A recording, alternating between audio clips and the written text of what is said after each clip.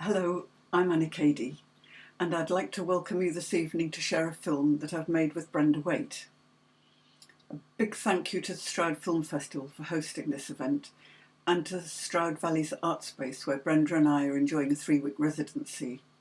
Do look at the SVA website for more information about performances and real physical workshops for all ages in the summer. We have much enjoyed working with the brilliant sound designer Shirley Pena. Thank you, Shirley. And we are thrilled to have been given permission by Matthew Barley in between the notes to use their music. The film is 8 minutes long and will be followed by a 20-minute recorded conversation we had a few days ago with Patricia, Brien and Sally Dean. So now enjoy the film, which is immediately followed by the conversation, and then please do join us afterwards for a Q&A on Zoom. Brenda and I would love to hear what you have to say. So goodbye, enjoy the film, see you later.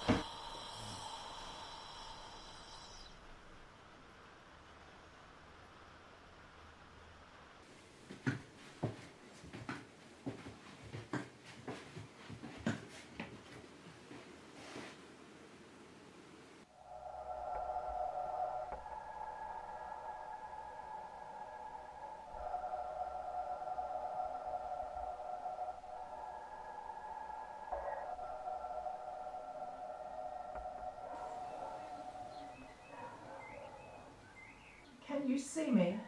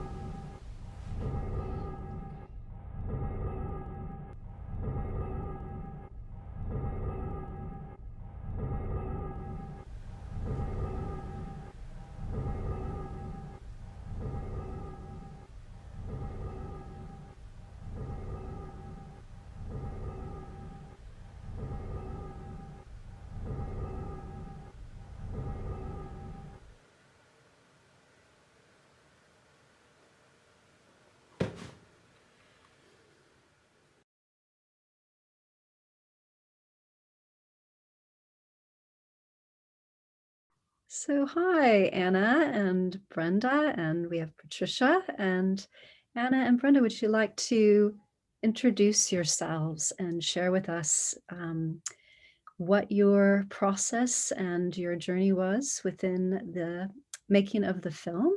And Patricia, would you like to also introduce yourself as well? Well, I'll start. Oh. Go on, just go for it. Hi. So my name is Brenda. I'm a movement-based practitioner and performance maker, and I am working on this short film with Anna Cady. And that's me. And Brenda was living in my house, and it was lovely to make a film with her, which we'll tell you about as we go along. And we welcomed Sally and Patricia to be with us because we just thought it'd be a hell of a lot easier to have a conversation with them than just on our own. That's if you can get a word in edgeways. Just joking. Yeah, hi, my name's Patricia.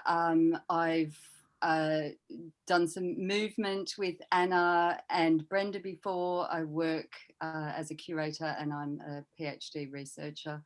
And I'm delighted to be discussing Invisibles. Mm-hmm. And I'm Sally, and I'm here in Oslo, Norway. And I know Anna and Brenda from before in Stroud in many different ways. I'm a performer and choreographer, and I'm doing my PhD here at Oslo National Academy of Arts. And I'm also looking forward to what this conversation brings. Mm-hmm. So, yeah, let's. It's a good idea, Brenda, for us to share how it came that you came to the house and what All happened. right, sure. So the project came about through Anna inviting me to come and live with her and her partner Paul right at the beginning of the first lockdown. And I stayed in her small attic space. And at the beginning, in the interest of safety, I self-quarantined for a couple of weeks, which involved me having food delivered outside my door on a tray 3 times a day. So that was quite a strange experience. And then at some point, Anna and I came together and we started talking about doing a little creative project and making a short film. So it's sort of a film of our experience and a little bit about a way to think about some of the broader social themes. Yeah, I guess what was really interesting was the fact that, well, actually, Brenda was in the room above where I'm sitting here. I could hear her. I knew she was this fantastic performer, and it was so strange to think what she might be, what the noises were, what they meant for her. There was me outside and there was she up there cut off, and I was quite worried sometimes about whether she was okay. Mm-hmm. And then also we were told very much that we had to think about maybe old people would become invisible, that we had to stay inside and then everyone else could get on with their lives. That was a real issue at the beginning, if you remember.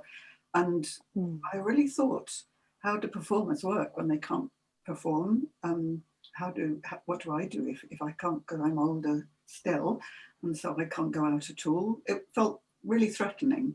So we wanted a way to make ourselves visible. I'm interested in sort of looking at the themes that you sort of briefly touched on just now. This notion of invisibility, and especially you contacted me quite early on asking for some words or reflections upon the invisibility of, I suppose, the post-menopausal woman in society, and what I thought about it. And I thought it's a topic that becomes more and more prevalent, and yet we still kind of go around it. It's not a topic that's very comfortable yet, I think. So I'd be interested to know how that played into the way that you developed the film, and if you feel that theme kind of went through the film, or if it was more a sort of a starting point, a spark, and then it became something else. Shall I go with that, Brenda? Or yes, go ahead, start. Okay.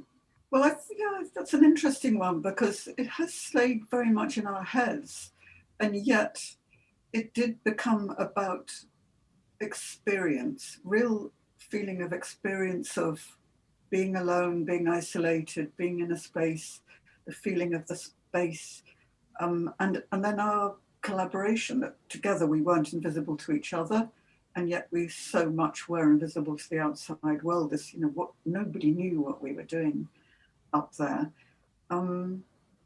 So yes, I think it's come into our conversations, but perhaps it's not as obvious in the film as it might be, except there's just this feeling of, am I alone? Is there a world out there? The sounds of the outside world, the feeling of the outside world, not being able to see the ground out of the windows because it's only skylights. I don't know, it was about Brenda's experience, and yet for me it had to be a universal experience too, not just what she was experiencing, but what we all were, to bring alive for us how we were all experiencing this time. And I suppose you worked through the medium of film to make visible this experience. How do you think film and movement and collaboration, like a very particular collaboration, inside your house, not able to get outside, how did all of those little component parts work together? What was the experience of all of those component parts in the making of the film? We just started with exploring the room, what's it like to be in that space, feeling the space of the room. And then instinctively went on from there with different ideas. And Brenda would come up with all sorts of ideas of things she wanted to explore. And then I'd think, well, how am I going to do that? Because I'm in a tiny room with mirrors at one end. And she said, well, you could get in the cupboard. So I got in the cupboard at one point and behind the bed. And, you know, it was logistically a difficult film to make. I'm also interested in the way that, or how you managed to come up with some very interesting shots, some very intimate sort of close-ups, you know, really angular kind of positions, and then this kind of fluid dance throughout. Was it like, how did that work? Well, we would start the day with something that Brenda was going to explore, like, say, the hands up the wall, and I'd be working out where I could film it. But then, of course, I would be noticing other bits of her body and how she was in the room. So we would take quite a few shots with, I just had one tiny camera and no microphone, except on the camera. So, because there was no space for anything else. So yeah, I would respond by saying, oh, your feet are looking really wonderful.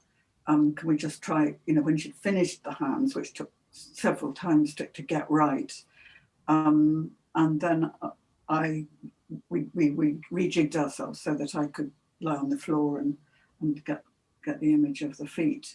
So yeah, it was lovely for me to have a role in having an input of thinking how I could interact more to develop another area that she hadn't planned, and then we would work out whether it had worked after or not. I was curious for you, Brenda, how it was, because often, I mean, we know from like a dance perspective, doing live performance is very different than interacting with a camera. And you know what your process was that, and how you found the dialogue with Anna there? Well, to be honest, I most often just presented Anna with an image or a sequence based on how I imagined it would be framed in the space. And then Anna would very patiently offer some suggestions around what might be possible given the constraints of the space. And from there, we would just perhaps adapt the material, or little ideas would bubble up.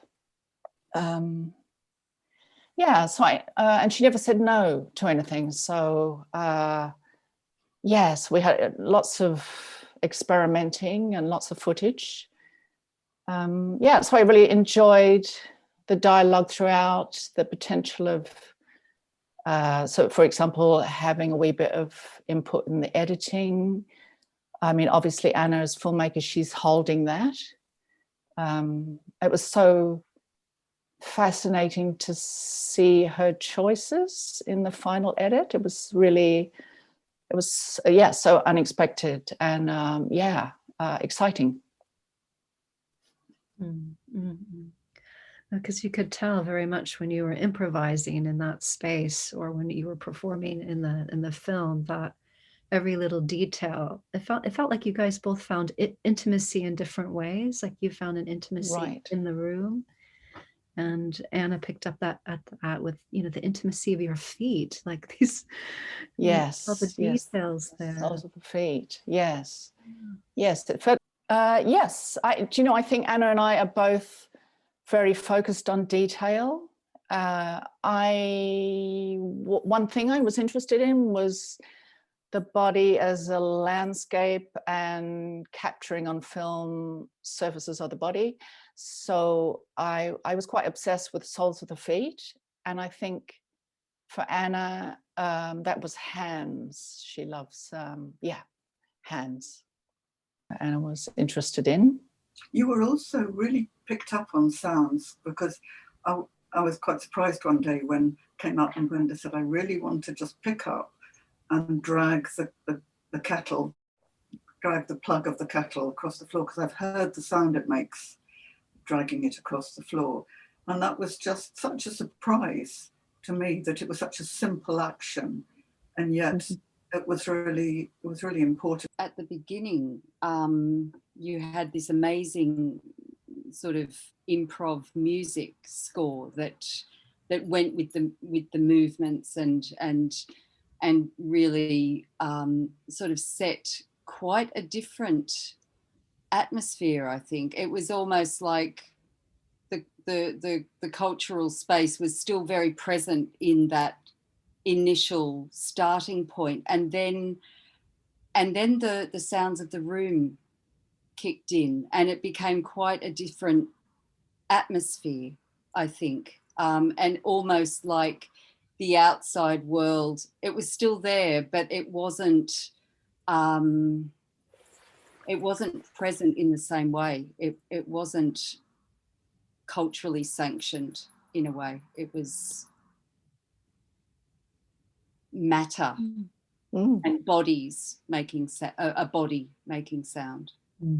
One of my favorite scenes was when you're sliding down the wall and then you kind of go through those little rays of sunlight, and that texturation and it's so beautiful. You were talking earlier about getting to know the way that the room goes during the course of a day, and to me that really connected your movement in the room with the outside world.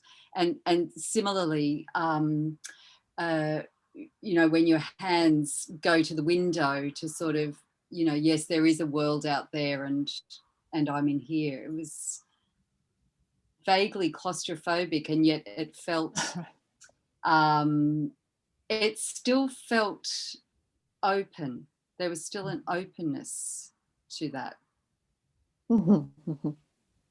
Yeah, it was interesting about the weather too, of course, because weather changes when you're making a film, and there were no room for lights or anything like that. We had to go with what happened, and Brenda had a real feeling, didn't you, about the storm and the weather at the end, and getting to some climax of weather, which of course we kept missing.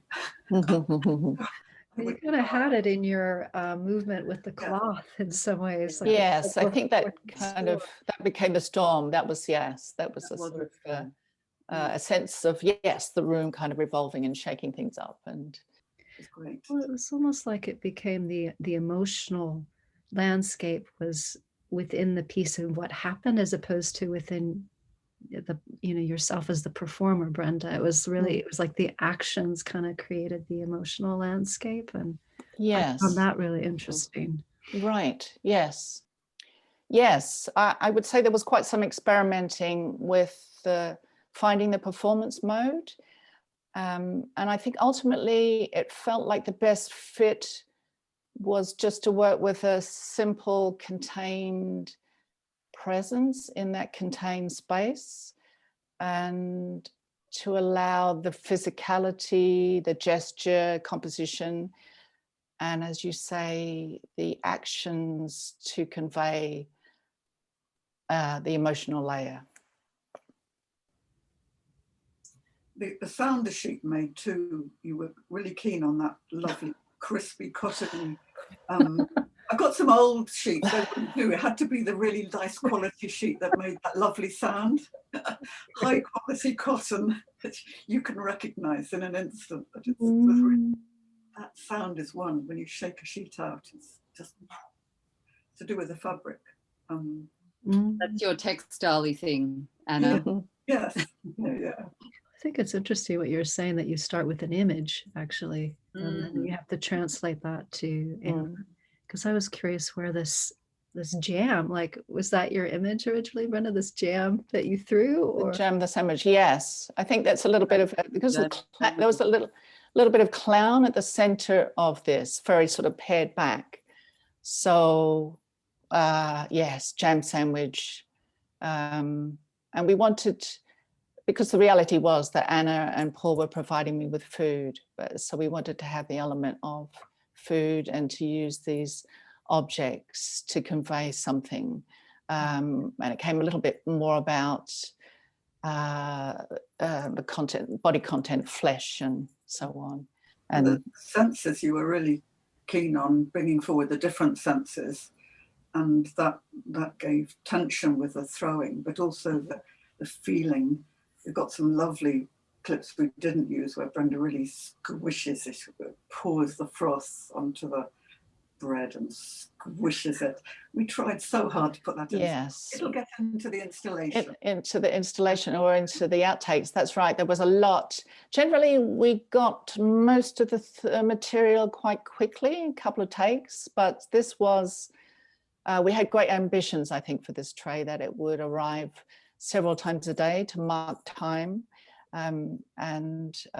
Yes, we had a lot of material around this, but it was, for some reason, just struggling to find what were we trying to communicate with this? What was the heart of this? And the level of humour was, it's kind of deadpan.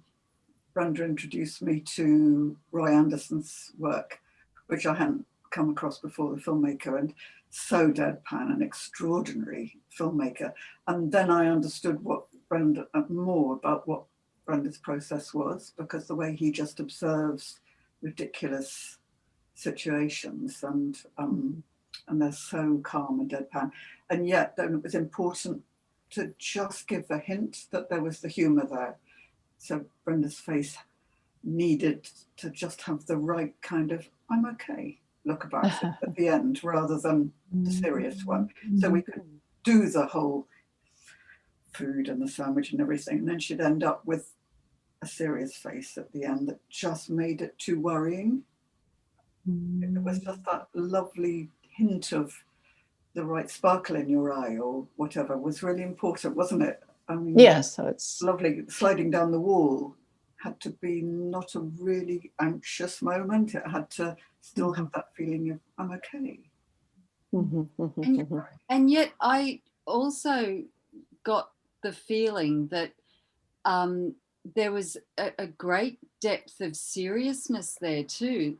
When you're lying on that sort of flat surface with the sheet over you, and then you look to the side, and then we get the view from the window, from the mirror looking back at you. It's a very serious moment.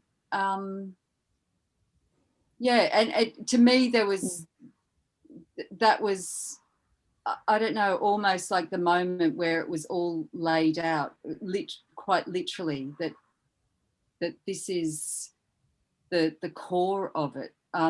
Maybe it wasn't, but it was just a very serious look. It's funny, Patricia, you say that, because I also had this kind of journey of that the end moment is so significant and very different also from the beginning. There's this progression from the absurdist but almost to the existential at the end of it. Right. Okay, sure. Yeah. And, because it has this image of almost like a death-like situation, and this image of you covered with the sheet, and this light coming out, from my associations, like the soul is coming in and out of the body. So it has this sense of, the absurd, but also for me, an existential, really. In the sort of the very minimal aesthetic and the very measured movements, sometimes a bit busier, but everything seemed to be very measured, and even the props were very measured and very important. Do you see this as the sort of a symbolic moment of maybe coming back to that original theme, of, the aging process, the universal aging process, but also in the midst of this kind of COVID craziness, is this the sort of the bare essentials? Is this something I don't know, I can't even articulate the question, but I think you sort of get where I'm coming from. Did you feel, Sally, that that's what it felt like? It felt that this essential nature was kind of what was left, or how did it come across for you? It's a good question. I feel like, I mean, I had that, I wouldn't say bare essentials maybe, but maybe my sense was also still within the kind of COVID context, I would say, maybe more than necessarily the life and death or the deterioration of flesh over time and all these things. It felt like maybe because I was also wanting it to really, personally, it feels like it has a lot to speak for people of this time, during this time. It feels like all of us can relate to this at this moment, you know, feeling the isolation and invisibility and longing for connection. So I think for me, I was more in that landscape, but it could have so many layers. I think that's the strength of the film. Yeah. Remind me not to state your place, Anna, if we get jam sandwiches.